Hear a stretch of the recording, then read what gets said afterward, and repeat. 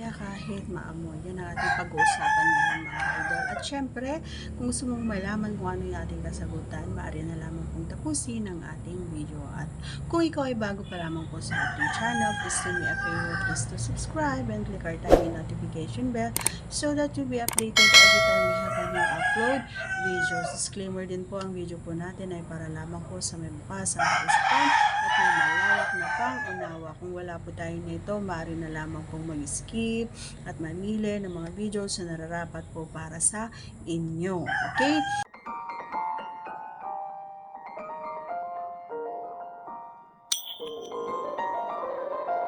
So alam mo mga idol, may mga tao din kasi na gusto ito, ano?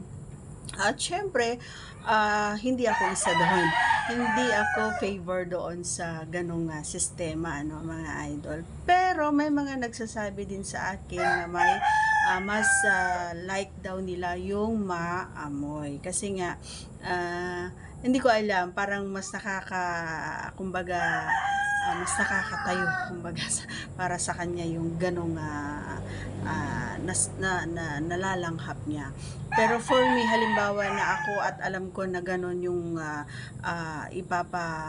alam mo yun, yung ipapakain natin dun sa baba at alam natin sa sarili ko na ganon, ay hindi ko talaga hindi ko siya hahayaan na bumaba or hindi ko siya ia-allow na bumaba kasi nga para sa akin para lang din lang sa kanyang alam mo yon, sa kanyang kaligtasan. Syempre alam ko na hindi safe pag ganon, pero hindi ko naman sinabi na lahat tayo ganun, ano, and hindi natin minsan hindi natin akalain na bababa siya or hindi na natin mapigilan yung sarili natin na kapag naandun na kasi siya at syempre kapag na-enjoy mo na or nasarapan ka na doon sa bagay na yun na ginagawa niya, ay hindi mo na maiisip, ay hindi pala ako naghugas, my gosh, gano'n. So hindi mo na maiisip yun, kundi ang maiisip mo na lang ay yung saya, yung enjoyment, yung sarap, o di kaya yung mapapaul ka na lang ng sobrang lakas kapag naramdaman mo na naandun na siya sa baba.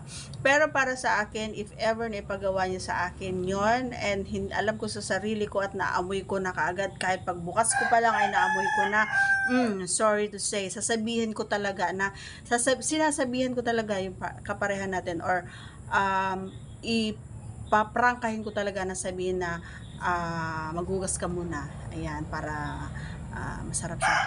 Ganon, sinasabi ko talaga mga idol, hindi ko kahit alam mo yon, kahit na sobrang ano mo yon, yung nakainom tayo ganyan, so or kapag ganon and gusto namin na talagang magbabaan kami pareha, so doon na lang